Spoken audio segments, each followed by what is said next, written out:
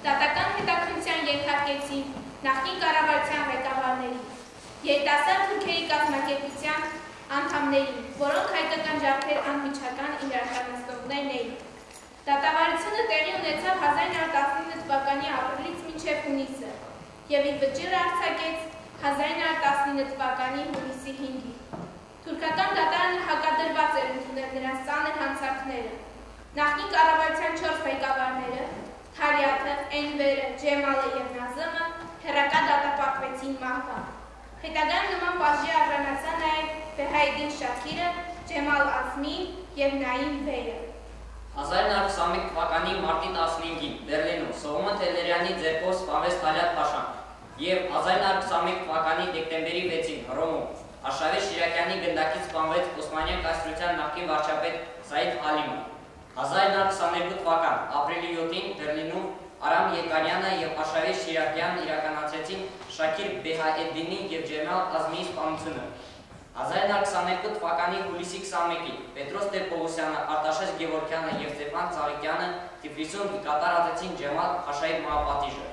Հետագայում Միջին Ասիայում Հակուբ Մելքումովի գլխավորած զորամասերի դեմ մղված մարտերում զոհվեց Էնվեր Փաշան։ Դոկտոր Նազիմը ավելի ուշ կախաղան բարձրացվեց Մուստաֆա Կեմալի դեմ կազմակերպած դավադրությանը մասնակցելու համար։ Եվ այսպես, Եղեռնից 100 տարի անց Երևանի հյուրանոցներից մեկում հանդիպում են Ջեմալ Փաշայի թոռ Ջեմալ Կրծերը և Արտաշես Գևորգյանի թոռ Անդրանիկը։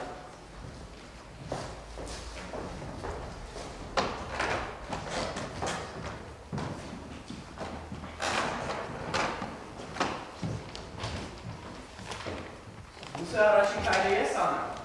Ես իմ առաջին քայլ արդեն արել եմ։ Իմ հետը ձերն է, Ջեմալ։ Անդրանիկ, ես ձեզ այն կերպ էի պատկերացնում։ Երևի սաբատավոր, ժանիքներով, արյունոտ աչքերով։ Ոչինչ, դա կարծատիպ է հարիք մոտ։ 100 տարվա մեջ շանսար։ Այսօր կպվածն ենք, համեցեք նստեք։ Ինչ կխմեք, օղի թե կոնյակ։ Երևի կոնյակ։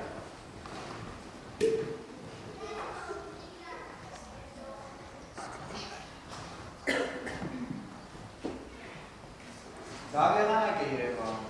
Առաջին անգամ եք։ Այո, առաջին։ Իմ տպավորությամբ եվրոպական տիպի քաղաք է, բայց ուրույն կոլորիտով։ Իսկ դուք եղել եք Ստամբուլում։ Չէ, չի վիճակվել։ Ստամբուլն էլ վատ քաղաք է։ Մանավանդ Բոսֆորի ափերը։ Մի օր ափի համեցեք, իմ հյուրը կլինեք։ Շուտ չի այդպիսի առաջարկի համար։ Շուտ։ Երևի դուք ճիշտ եք, ետ եմ վերցնում հրավերը։ Բայց չի խանգարի, եթե խմենք մեր հանդիպման կենացը։ Խմենք։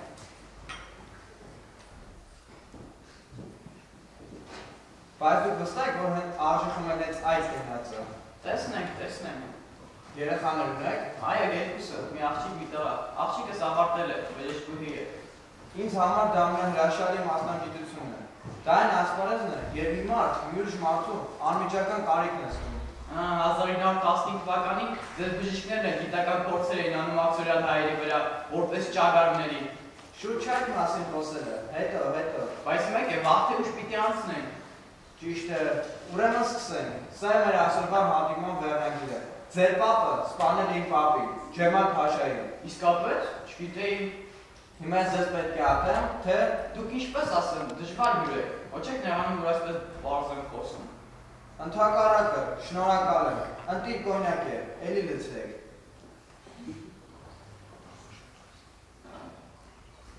Ինչու եք եկել Երևան։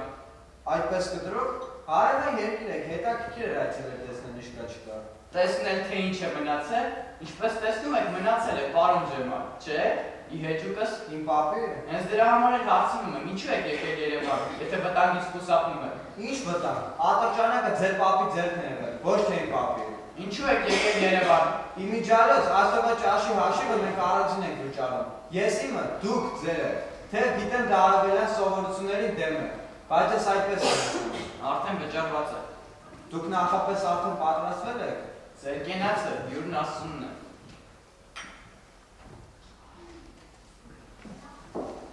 Ես շատ գոհ եմ, որ դուք ձեզ տանտիրոջ նման չեք պահում։ Ես կներվեի, իսկ հիմա ես ազատ եմ։ Ես ուզում եմ խլել ձեր ազատությունը։ Թույլ կտա՞ք, ձեզ մի դերվակ պատմեմ, գրքերից մեկում եմ կարդացել։ Կլսեք։ Անշուշտ, թե գլխի եմ ընկնում, որ դա աճ է լինելու լսելը։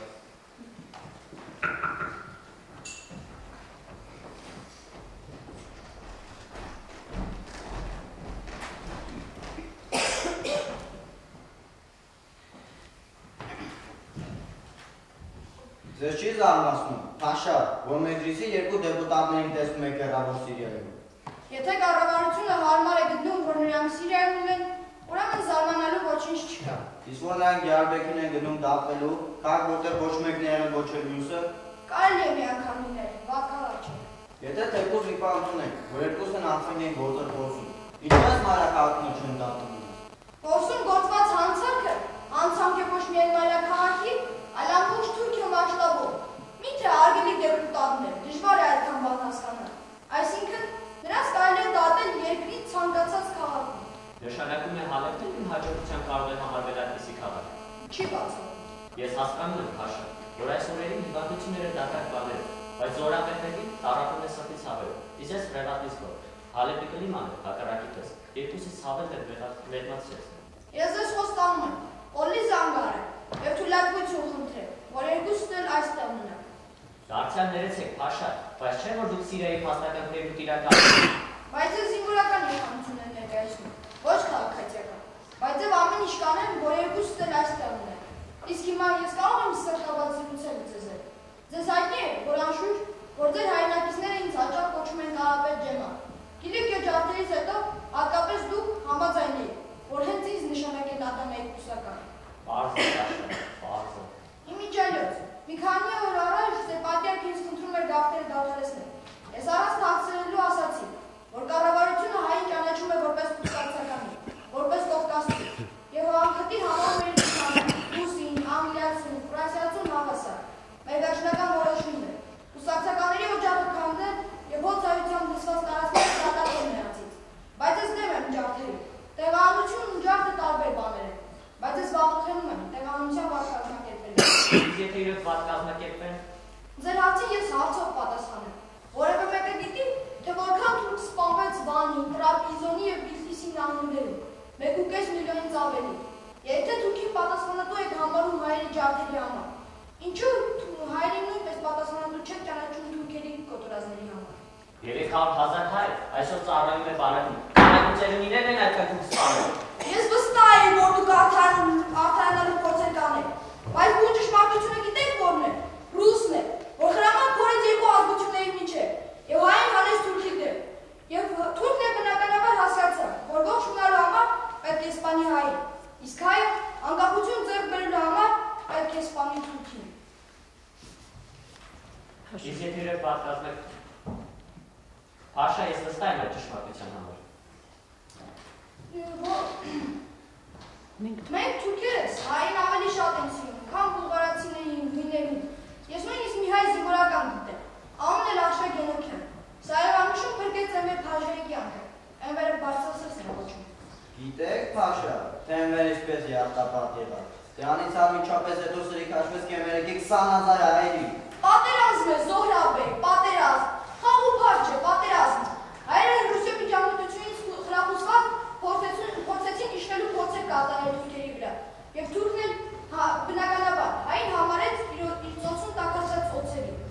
Դա նախատինք է։ Համարյա, ափսոս քո գործունեությունը կիսացնեց։ Ինչպես հասկանալ։ Այդքան շուտ եք մոռացել, որ նախարարություն եւ նավատորմ ունենալու են ընդարձակ ծրագիր ընդունվեց միաձայն։ Ամենայնտեղս դուք չփողոքեցիք։ Իմիջայլոց, հայերը գիտեն ձեր կատարածների մասին։ Գիտեն, որ մեր նավատորմի հզորացման մեջ ձեր մատն է խառը։ Երևի։ Եվ ներում են քեզ, իսկ այն, որ դու եւ քո հայ գործընկեր դեպուտատները հասակ այն բանին, որ ազգային փոքրանասնությունները, այդ թվում նաեւ հայերը, ծառային Օսմանյան բանակում, չէ՞ որ դա արգելված է օրենքով։ Մենք ուզում ենք, որ հայ երիտասարդները զենք բռնել սովորեն։ Թուրքական բանակում իր զորամասեր ունենան, որոնք օրասիպային կարողանան օգնության ասել սեփական ժողովրդին։ Խելքդ ինչ է կտրում, ով այդպիսի բան թույլ կտա։ Մենք հային զենք չտվեցին եւ օգտագործեցին որպես զբաղորական։ Եվ քո ասած որ հասի պահին առաջին հերթին նրանք ոչնչացրին։ Հայերը գիտեն եւ ներում են քեզ։ Առաջին հերթին ինքս ինձ չեմ ներում։ Մեղադրում եմ ինձ, որ հանդիգնեցի չափել թուրքի խոնամանկությանը։ Ոչինչ, ես հարգում եմ հանդուգն մարդկանց։ Չենք կասկածում, Փաշա։ Զոհրաբեկ, կարծում դու ես ասել թայլաքի, թե մի օր այս ամենի համար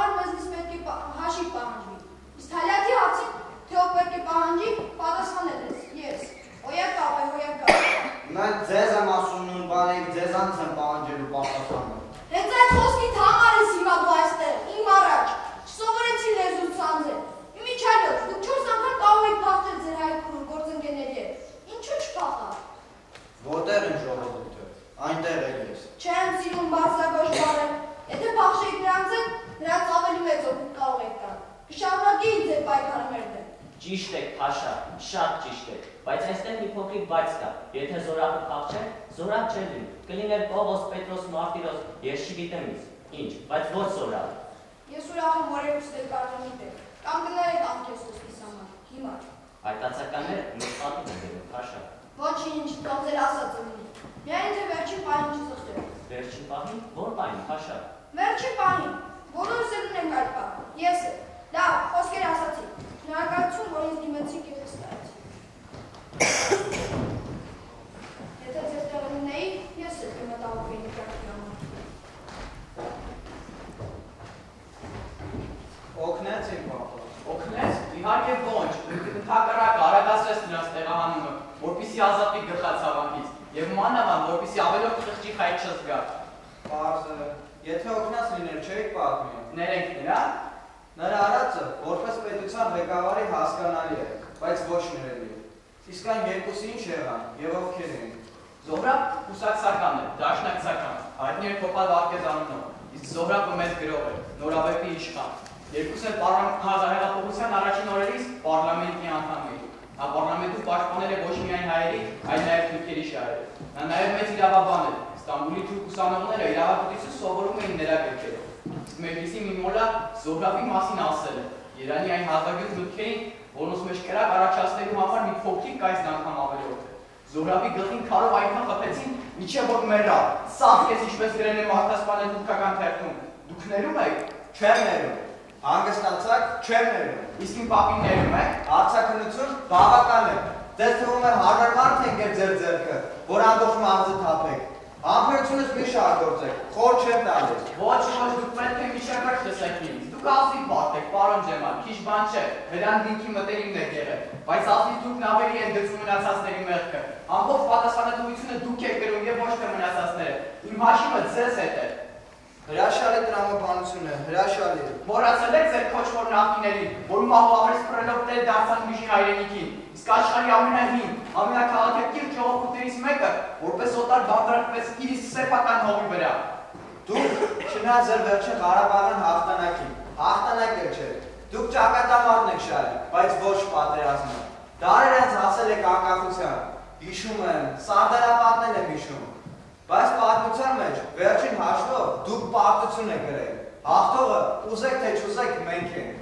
Հիտլերը անշուշտ ճիվաղ էր, բայց ճիվաղն էլ երբեմն ճիշտ բաներ է ասում։ Հաղթող կողմին չեն հասնում, թե ինչ ճանապարհով է ասել հաղթանակի է։ Ամոթ ախր դուք չեք հավատում ձեր խոսքերի, դուք եք։ Իրավունքը ուժի կողմն է, հարգելիս։ Ինչ եք ստեղծել, ինչ եք տվել աշխարհին։ Հա, Նազիմ Բեթվետ, Օրհան Փամուկ, էլի մի քանիսը, այն էլ վերջին 100 տարում, ոչ պարսիկ եք, ոչ արաբ, որոնք փառահեղ մշակույթ են ունեցել։ Մենք քնած ամենից սպային կասնով չենք գլխատի, հետո էլ մարդասպանին չենք հերոսացնի, նորածիններին չենք կոչի նրա անունով։ Բայց դա կարծեմ մենք չենք արել, այլ Ինչ տարբերություն ձեր կրտսեր եղբայրները չեն։ դուք հյուրընկալության բոլոր սահմանները անցաք, արդեն չեք խոսում, ճառ եք ասում։ Այս փոքր տարածությունը ինչ միտիկի տեղ է։ Դուք քանդել գիտեք միայն, իսկ քանդելու ավերելու մեջ խոսք չունեմ, հանճարեղ եք բոլորդ էլ աշխարհն է խունարկում, ամբողջ աշխարհը։ Դե որ այդպես է, լսենք ուրեմն։ Իսկ դուք ով եք, լուսած կնկած մի ժողովուրդ, քարտեզի վրա անգամ գույն չունեք, նույնիսկ խոշորացուցով չեն գտնի ձեր տեղը։ Դրա համար աշկ եք եկել ուրիշի հողերի վրա։ Ամոթ է նույնիսկ դուք չեք հավատում ձեր խոսքերին, դուք եք։ Իրավունքը ուժի կողմն է, հարգելիս։ Անկախ այն բանից, ես համաձայն եմ այդ բանաձևի թե ոչ, կյանքի օրենք դրա։ Նավթ ունեք, եթե չունեք, բարականության վրա ուսմի դրեք։ Ինչ է, չգիտեք, աշխարհը կեղտոտ է, բայց սա է, ուրիշ աշխարհ չկա, ուրիշ աշխարհ գոյություն չունի։ Ինձ համար ծանր է ճշմարտությունը ձեզանից լսել։ Իսկ ինձ համար կարծում եք հեշտ է ճշմարտությունը մեր մասին ձեր վերահաս լսելը։ Ճշմարտությունը սա է։ Ճշմարտությունը սա է, դուք հարուստ անցյալն եք և աղքատ ներկա,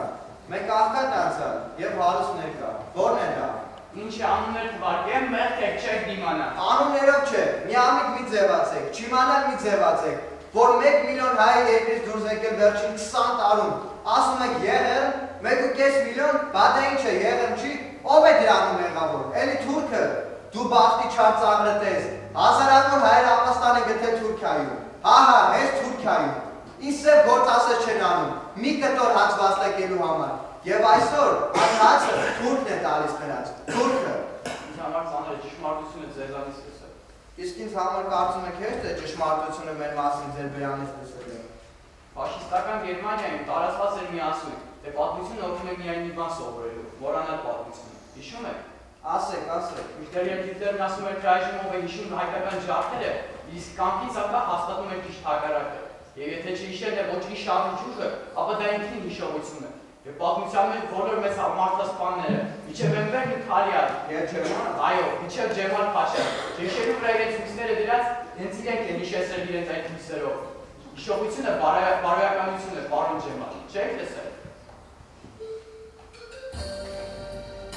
Ես հաճախ եմ խոսում մեզ մոտ է, ինձ սպանեցին քո նախնիները։ Նա սուսուփուս հայտնվում է աչքիս առաջ, և քեզ մտողի կանչում եմ նրան։ Տալ, սերասիր քնց, դու ինձից ջահել ես։ Ավելի լավ չէ, որ դու ինձ այսպես պատկերացնես։ Ախր ես երբ հեռացա այս գեղեցիկ աշխարհից, ջահել էի դեռ։ Մի՞թե մեղավոր եմ դրա համար։ Բայց ես քեզ ինչպես կոչեմ մեծ մայր։ Ոչինչ, անունով կոչի։ Մարիամ է անունս։ Մարիամ, ինձ երբեք չես պատմել, թե ինչպես ես սպանել քեզ։ Եվ չեմ պատմի, ինչու կտորեն քո հոգին։ Մեծ մայրերը խնայում են իրենց թողերին։ Մի բան ասեմ չես նեղանա, դու ինձ հաճախ մի կանչի, քեզ համար եմ ասում։ Ինձ կանչելուց իջով է, մի կանչի։ Բայց ես ուզում եմ մեր տոհմածան իմանալ, թե ով է քո հայրը, մայրը, ովքեր էին քո տատն ու պապը։ Չեմ հիշում, տղաս, ինձնից շատ բան մի պահանջի։ Ախր են աշխարհում էլ ես նրանց չեմ հանդիպել, որովհետև անշինում ենք բոլորս էլ, տարբեր տեղերում ենք հողիդակ, իրար հետ ոչ մի կապ չունենք, նրանք էլ երևի մոռացել են մեզ։ Ախր այն լավ օրերի, բոլորն էլ թաղում ենք կողքի, որպեսզի կապը չկտրվեր իրենց միջև։ Իսկ հիմա, չէ տղաս, հարցեր մի դու, թող ես գնամ, հոգնեցի։ Գնա մեծ մայր, գնա Մարիամ տա։ Շնորհակալ եմ մանչս, որ վերջապես ինձ այդպես կոչեցի։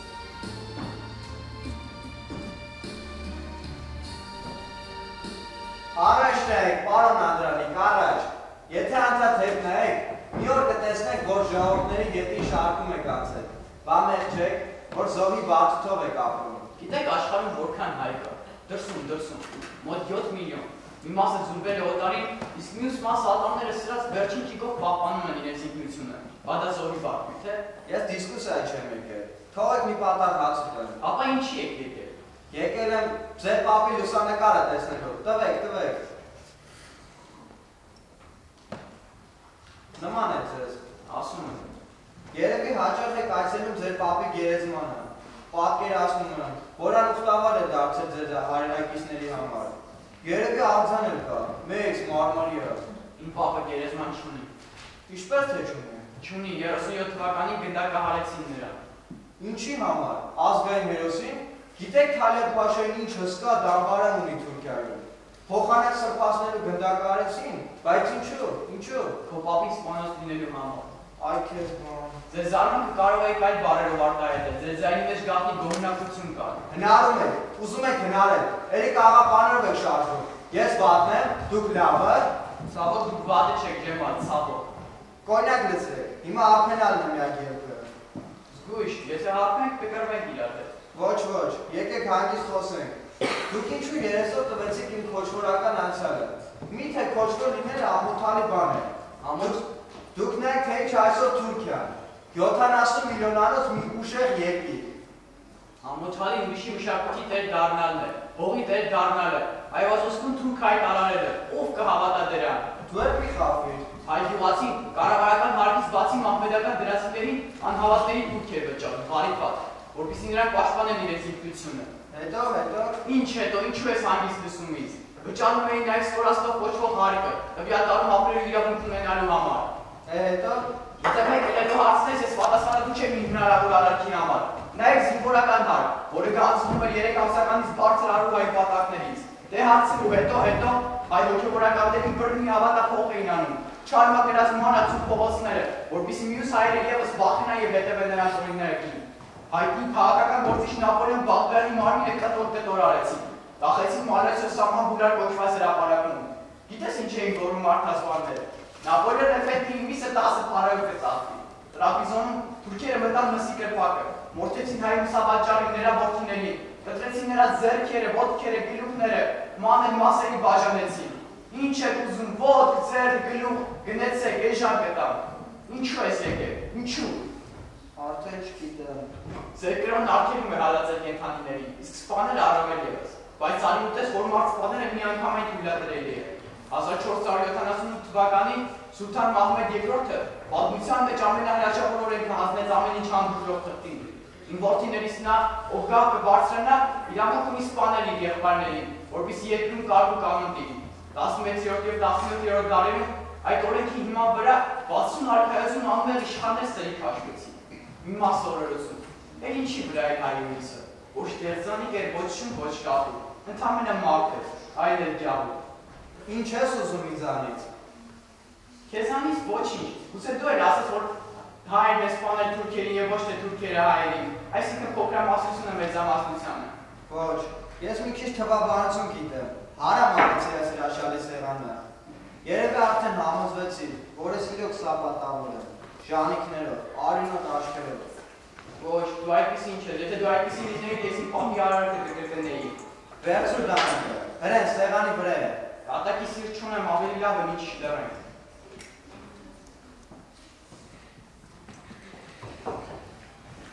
Էլ ինչ գիտես իմ պատմի մասին, պատմի, թեկուզ տաշ լինի լսելը։ Ինչ է, չգիտես, որ անձամբ ներսակից է նաև արևմտյան Հայաստանի ու Կիրիկյո հայերի զանգվածային տեղահանման ֆոտորացների մեջ։ Չգիտես, որ այլան մեջ խեղդել է Ուֆայի հայկական ինքնապաշտպանությունը, էլ ինչ պետք է անել։ Պատմի։ Ստամբուլ, ներքին գործոց նախարար, Մահմեդ Թալյազին, սիրելի Թալյա, սիրելի Փաշա, վերջապես Ուֆայի հայերի զորությունը ճնշվեց։ Գիտենալով քեզ կարող եմ ասել, արյան մեջ խեղդեցի ապստամբությունը։ Մենք ինչ ասես չենք անի, թեկուզ հետագայում մեզ մեղադրել ամենախիստ խոսքերով։ Ինչ ես դիրում, Փաշա։ Ով է, ինչ ես ուզում, քեզ ինչ եմ գրում, ոնց անցար այսքան զինվորների արանքից։ Ես այն մարդուկինն եմ, ով սպանեց քեզ։ Ինչ ես հիմար դուրս տալիս, չես տեսնում ես դեռ կենթանի եմ, տես թե որքան կենթանի եմ։ Քեզ թվում է, Փաշա, պարզապես այս պահին երկու մարդ Երևանյան ռեստորանում նստած հիշում են քեզ, քո մասին են խոսում։ Եվ ինչ են ասում։ Խոսում են, որ դու արժանի էիր մահապատժի։ Մեկը վստահ է, իսկ մյուսը գիտե, բայց ցույց չի տալիս։ Թող նա մակս վերջացնեմ։ Գիտես ում եմ գրում։ Զրա ու Սասա, իմ մտերիմ ընկերոջը, Թալյակ Փաշային։ Նա մի տարի առաջ իր պատիժը ստացավ Սողոմոն Թեթևյան անունով մի տղայի ձեռքով։ Հիմա հերթը քոնն է։ Ինչեր ես դուրս տալիս, չես տեսնում, ես նամակ եմ գրում նրան։ Ծնկիչ հոգի, մեղքերի թողություն արեր սիրքո Ալլահից։ Եթե ծնկիչ հոգի եմ, գիտես ինձ անից առաջ որքան մարդ կա, որ պետք է նույն բան անի։ Անհաշիվ, սկսած է հին աշխարհի։ Ես ոչինչ եմ դրանց առաջ, փոքր մարդ, այնպես որ Ալլահը չի էր նկատի։ Ես շարքային մարդասպան եմ, և դա է իմ առավելությունը։ Այդքան վախենում ես մեռնելուց, որ նախընտրում ես նույնիսկ ինքդ քեզ չայատեսել։ Չէ, ես իրոք փոքր մարդ եմ։ Եթե խնայես Կիլիկյո հայությանը, խոստանում եմ, ամուսնուս թույլ չտալ քեզ սպանել։ Նախքան գնդակն արձակելը քեզ իմաց կտամ։ Եթե նույնիսկ ամուսինս համարի, որ դավաճանեցի իրեն։ Ինչ է, չլինի ենթագիտակցությանս խորքերում այդպիսի ամոթարի միտքի ասում։ Տատապելը վայր չէ երեք թուրքերի։ Օրիր աչքիցս այդ հշվարկին։ Ես կնստեմ քո դրան առաջ այնքան ժամանակ, մինչև որ ամուսնուս գնդակը քեզ գետնին տապալի։ Իսկ ով կթողնի, որ նստես դրանս առաջ։ Դու կթողնես, որովհետև բոլոր մարդասպաններն էլ վախի մեջ են ապրում։ Դու չես ուզենա քո վախից բաժանվել։ Դու եւ վախը այսուհետ եղբայրներ եք։ Դու որտեղից գիտես, ոնց դաշուն, ինչ ես սկսկվում հոգուս խորխորատները, այնտեղ նույնիսկ ես մուտք չունեմ։ Կորի և ասա ռեստորանում նստածներին, որոնցից մեկը իմ թոքն է, որ ես հանուն իմ հայրենիքի պատրաստ եմ աղոտողի մեջ ապրել։ Ինչպես դու ասացի, եղբայրանան վախել։ Առանց այդ վախի հայրենիք չես կառավարի։ Թող թորս էլ ականջինով անի, որ ես զոհում եմ ինձ։ Գնա, նստիր դրանս առաջ և սպասի, իսկ ես նաղանքս կշարունակեմ։ Դու բնավ հարց չես տվել, թե ինչու հատկապես քեզ խոտորջուրցիները սպանեցին և ինչու հատկապես քեզ։ Իսկ ով չէր ուզենա Ջեմալ Փաշային սպանել։ Ջեմալները թափան չեն փողոցում։ Ջեմալը մի հատ է, եզակի։ Նա միշտ և ամենուրեք պետք է առաջին լինում, նույնիսկ ատելության մեջ։ Որքան շատ եք ինձ ատում, այնքան ես բացանում եմ իմ աչքին։ Դե հիմա լսիր և հասկացիր իմ ատելության չափը։ Ուրֆայի մոտերքում էր, Ռաքքայի անապատում։ Վայրենի շոգից ու ծարավից խենթանում էր խոտորջուրդի տարագիր կանանց քարավանը։ Ես էլ այդ քարավանի մեջ էի։ Փրկության ոչ մի հույս չէր մնացել։ Միակ հույսը մահն էր, որ ինչքան սպասում էինք, այնքան ուշանում էր։ Պապակ շուրթերով աղոթում ու մահ էինք աղերսում Աստծուց, և մահը վերջապես ընծայնվեց մեզ։ Մի օր վերջալուսի արնոտված հոտքերի մեջ մի հրեղեն ձիավոր երևաց, շրջապատված թիկնապահներով։ Դու էիր, դու ճանաչեցիր քեզ։ Կարակուլե գլխար կտգլխիտ, արաբական սպիտակ երիվարով, որի արծաթե ասմանդակները զնգացում էին ստեպ-ստեպ։ Մեր միջի ամենակարեցկինը, Ագապի մամիկը, լաչակը քանդեց, ջերմակ մազերը փռեց ոսկրացած այտերին և չորեքթաթ մոտեցավ քեզ։ Փաշա, ասաց նա, քո ոտին ենք ընկել, քո գուտն ենք աղերսում։ Թույլ տուր մեզ վերադառնալ մեր տները, մենք կինարմատ ենք, որտեղով կրակ էլ դառնանք, ինչ կարող ենք անել քեզ։ Խղճանս, իսեր քո Ալլահի, քավթաշունդ, բղավեցիր ու մտրագեցիր քո մորը տարիքի մամիկի դեմքին։ Կարծում ես չեմ հասկանում, չգիտեմ, որ ձեր ամուսինները ծառայում են Անդրանիկի բանակում, ուզում եք ողջ մնաք, տուն վերադառնաք, որ հայ լապուկներ աշխարհ բերեք, օձիեքն ու արուն չի լինում, հայ կանայք նույնքան վտանգավոր են, ապա դարձար զինվորներին ցույց տալով դերձորի ուղղությամբ։ Տարեք բոլորին, տարեք, այդ տեղ պակաս որ նեղություն քաշեին ու միջև դերձոր հասցնեին։ Ավելի հեշտ չէր հենց քո գնալուց հետո տեղում սպանել անպաշտպան կանանց, մորթել, խաչել, ցիցը հանել,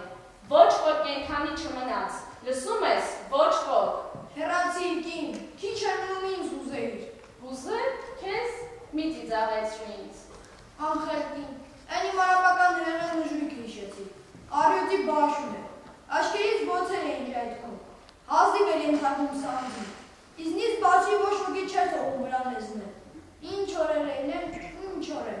հեռացիր կին, քայն դեր պապկել եմ իմ հրաշն ուժույք հիշելով, հեռացիր։ Ոչինչ, թող մեր ձերքերը արյունոդն են, մենք պատրաստ ենք այն ինքնասողությանը, միայն թե հայրենիքը մաքրվի օտարներից, Թուրքիան թուրքերի համար, դու դրանց հանդգնության նայիր, նույնիսկ թատրոն են ստեղծում, գրքի տպագրության գործն են հիմնում, այսինքն ուզում են ասել,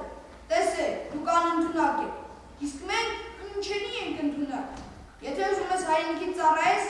ինքդ քեզ չպիտի տեսնես, հենց որ տեսա, հանկարծ խղճի խայտ կառաջանա, ձեռքը կսկսի դողալ, մենք Թուրքիան կմաքրենք անհավատներից։ Պապ, ես ինչ օրը դրսեցիր ինձ պապ, հիմա ես ինչ պատասխան տամ քո փոխարեն։ Ուրֆայի ապստամբության ղեկավարը գիտես ով է, Մկրտիչ Եղեղբայանը, կապուտաչեմ մի ջահել լակոտ, յանի այդպիսի լակոտներ մենք էլ շատ ունենային, գործեց ազատել Ուրֆայի հյուրանոցում բանտարկված Զոհրաբին ու Վարուկեսին, իսկ նրանց աքսորումից հետո այրեց ամբողջ Ուրֆայի գերանեսությունները և հեռախոսարարերը, իսկ երբ շրջապատվեց մեր զինվորներով, գրակեց իր քունքին։ Չեմ դարձնում, ես զինվորական եմ և սիրում եմ այդպիսի ճշնամիների։ Ուրֆայում մեր բանակի կազմում կային նաև երկու բարձրաստիճան գերմանացի սպաներ, որոնք իրենց խորհուրդներով շատ էին օգնում։ Դե այսքան է, մինչև նոր հանդիպում, միշտ քո Ջեմալ։ Թալյատ, գրասենյակային առն է։ Տես թե ինչ դիպուկ է գրել ձեր մասին անգլիացի ժուրնալիստ Արմստրոնգը։ Մեծ, անճոռնի արջ Թալյատ Փաշա, շտապող տղա Էնվեր Փաշա։ Ափսոս իմ մասին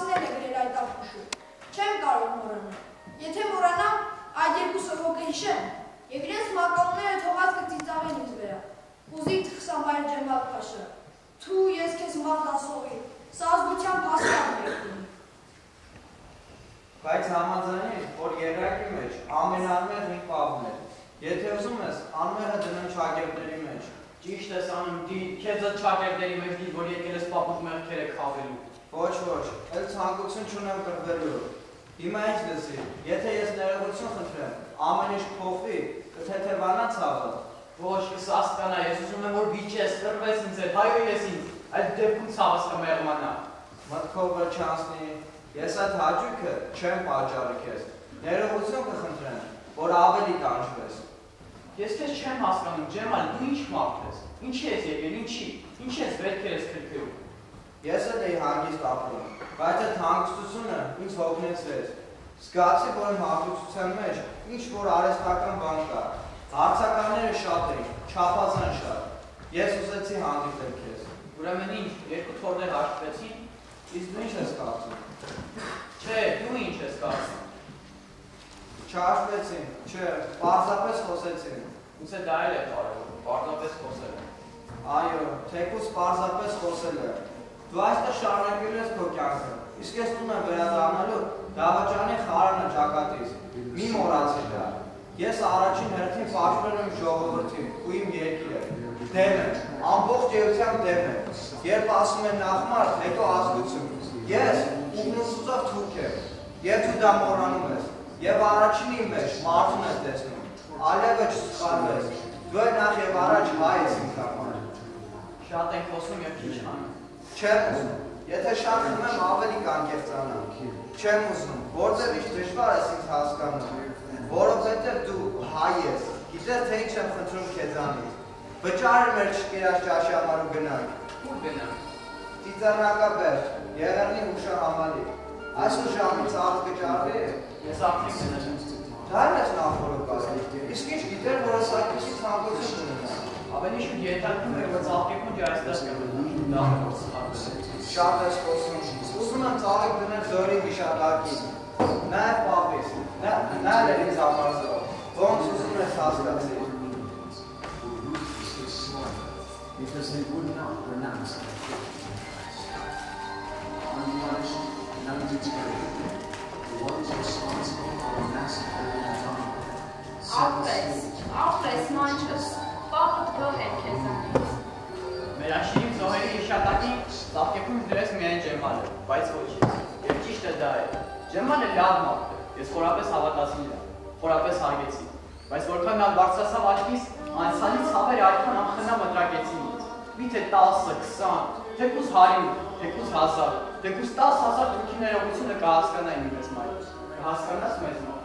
Ոչերի և ներողության նժարները երբեք չեն հավասարակշռի իրար, երբեք։ Ոչինչ, թող Ջեմալը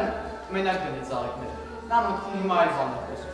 Ես ինչպես կարող եմ 100,000-ավոր հայ մանուկների արդյունքները փոխել մի ներողության հետ, թեկուզ գրած չլինի, ամբողջ թուրքերի հավաքական ներողություն։ Ներ Փաշան իր անունը հավերժացրեց իր նորակառույց դղյակի պատերի մեջ դնել տալով խոխոպված հայ մանուկների դիակները։ Նա հպարտանում է, ժամանակի ընթացքում իր տունը կանգուն կմնա, իսկ բոլորի տները կքանդվեն, չէ որ իր պատերը պահպանում են հայ մանուկները։ Լսում եք ներողություն, ինչ ներողություն, ասում եք մոռանանք անցյալը, նայենք ապագային, առանց անցյալ ինչպես կնայես առաջ, չի ստացվի, իզուր մի փորձ է։ Գնաց բարով Ջեմալ, մնաց բարով Անդրան, գնանք մեծ մայր, մենք ենք գնանք։ Լսվեք մեր արորեկան կյանքին, ոգանք մեր հանապազորյա հացը, կռիվ տանքիքներս մեր դեմ, շենացնենք մեր տունը, լսնենք սուրբ հիշատակներով, և չմոռանանք հաշվել, թե որքան գումար մնաց, հերիքի արդյոք մինչև ամսավերջ թե ոչ, մի խոսքով, ապրենք, արի մեծ մայր, արի։